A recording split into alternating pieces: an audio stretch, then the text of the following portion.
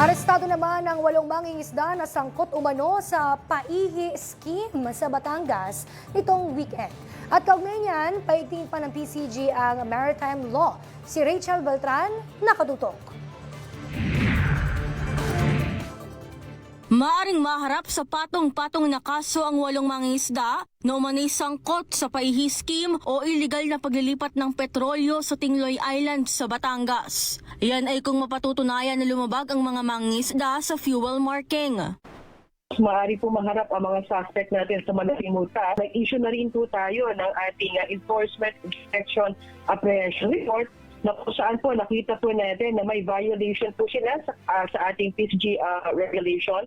Batay sa report ng Philippine Coast Guard, nakatanggap sila ng ulat na may isang fishing vessel ang nagkaproblema sa makina kaya nagpalutang-lutang ito sa katubigan.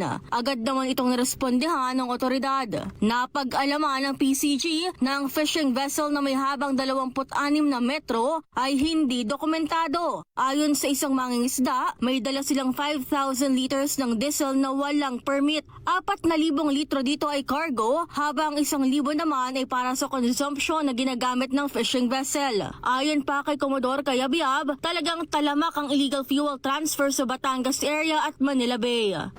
Paigtingin po talaga ang pagkakonduct ng security patrol.